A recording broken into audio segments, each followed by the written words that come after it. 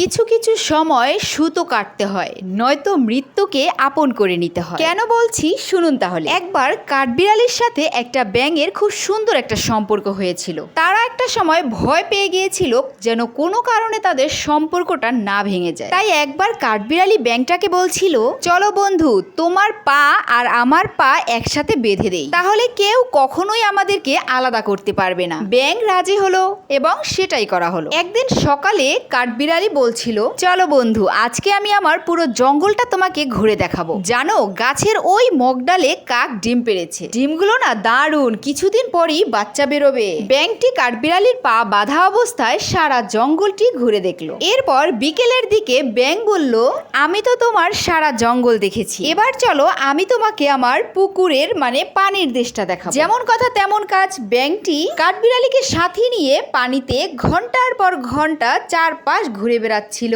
সুন্দর সুন্দর দৃশ্য দেখাচ্ছিল, শামুক, ঝিনুক, পাথর।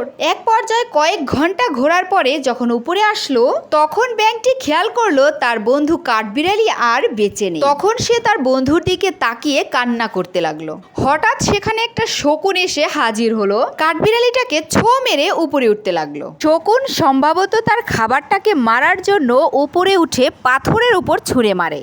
ঠিক তেমনি কাঠবিড়ালিটাকেও নিচে পাথরের উপর ছুঁড়ে মারলো। তখন কাঠবিড়ালিটা ফেটে গিয়েছিল, তার সাথে ব্যাঙটাও। তখন ব্যাঙ ভাবছে সে কাঠবিড়ালির জন্য মারা গেছে, আর কাঠবিড়ালি ভাবছে সে ব্যাঙের জন্য মারা গেছে, কিন্তু মারা গিয়েছিল তাদের পা বাঁধার জন্য।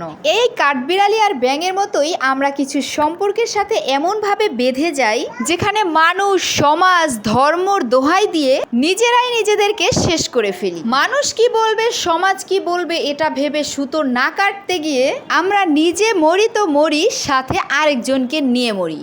তাই তো মাঝে মাঝে সুতোটাও কাটতে হয় নিজেকে বাঁচিয়ে রাখার জন্য। কারণ আপনি বেঁচে থাকতে কিছু যায় আসলেও আপনি মরে গেলে কারো কিচ্ছু থেমে থাকবে না।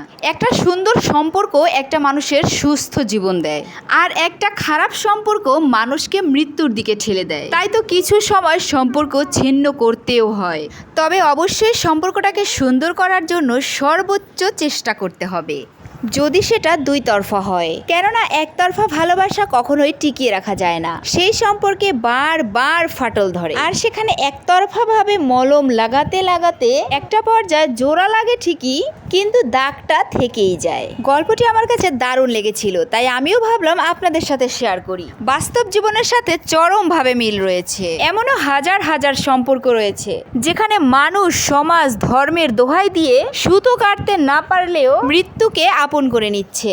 কি তাই তো?